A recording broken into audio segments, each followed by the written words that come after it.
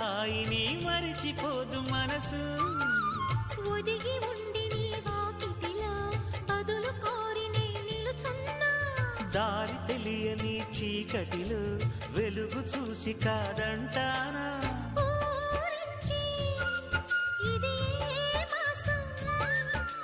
ప్రేమించే ప్రతి గుండెను అందెల సందడి చేసే హేమంతం ఇది. మన సొంతం అయినది.